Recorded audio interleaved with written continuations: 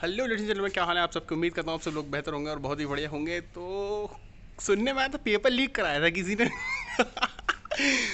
और paper leak कराने वाले मुझे लगता है इस बार तो शायद भूल ही जाएंगे अगली बार पेपर लीक करना।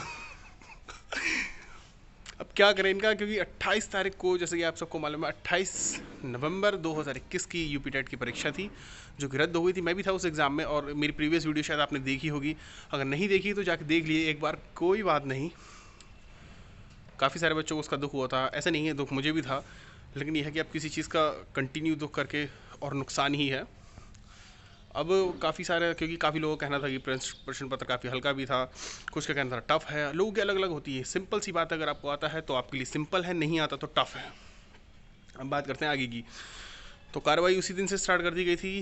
श्री योगी आदित्यनाथ का स्टेटमेंट भी आया था उनका, तो आप सभी ने देखे होगा ऑलरेडी। वो क्या नाम है, जहाँ से उन्होंने भाषण दिया था और कहा था, तो इसमें यही था कि आप दोबारा बच्चों को फ़ीस नहीं देनी होगी और आपके कोई भी एक्स्ट्रा चार्जेस नहीं है। और जिस दिन एग्ज़ाम होगा उस दिन आने जाने की व्यवस्था उत्तर प्रदेश परिवहन की बसों में की जाएगी। जो उनका आई कार्ड होगा उसको आपको एक तरीके से वैलिड होगा आपके इधर उधर ट्रांसपोर्टेशन के लिए, ट्रांसपोर्ट का इस्तेमाल करने के लिए बसों में कोई चार्जेस नहीं लगेगा। और जिन लोगों ने हरकत करी उसी दिन सुनने में खबर ये थी, हो सकता है मेरे थोड़े से स्ट्रेटेजिकली आंकड़े थोड़े गड़बड़ हो, आप लोग करेक्ट कर लीजिएगा अगर थोड़ी बहुत मिस इन्फॉर्मेशन हो। वैसे तो उम्मीद नहीं है कि नहीं होगी उम्मीद है कि नहीं होगी मिस इन्फॉर्मेशन, उम्मीद है कि नहीं होगी, ठीक। और आपके 3 लोगों को तो उसी दिन अरेस्ट कर लिया गया था और आपके फिर ये धीरे धीरे संख्या 23 हुई, फिर 30 तक पहुंची।